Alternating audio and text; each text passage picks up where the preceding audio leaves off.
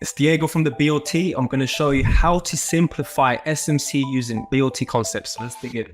So for example, if we look at the price action that we have here, we have a potential banker block. That's option A. We've got option B over here, a potential banker block up here, or an order block, an imbalance in price down here, and we also have a banker block up here, etc. So there's multiple scenarios, plan A, B, C, D, E, F, G. If you start taking every single one of them, then we don't know exactly which one is going to be the highest probability. You might get tagged in, you might get tagged out. This is when we implement BLT concepts. So for example, if price is climbing up, we don't do anything until we find a valid pattern with Elliott waves. So for example, if we have this scenario here with a clear pattern, a reversal such as a channel or a wedge, we can implement Elliott waves 1, 2, 3, 4, 5. We're looking for the boomerang. The boomerang is obviously the stop hunt of the pattern. We're looking for a boomerang here now, a little fake out, and then a potential reversal from this particular point of interest. So we're eliminating plan A, plan B, plan C, and we're catching obviously plan D or option 4. We're not aiming for this one because potentially this is going to just completely drop to the downside. If you're waiting for perfection at the very, very extreme,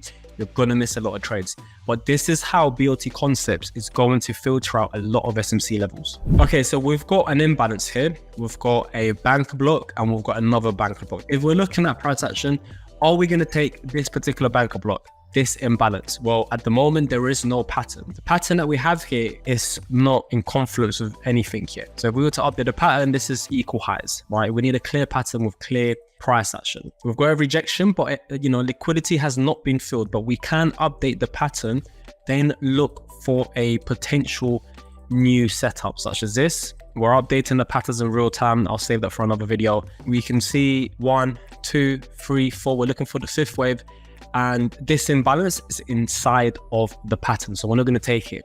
So a lot of traders, SMC traders that trade for value gaps, if you're just trading that with no confluence, an example, based on BLT concepts, you will very likely get taken out because we need a pattern. That's what we need. We will need to update the pattern. So we just update it accordingly.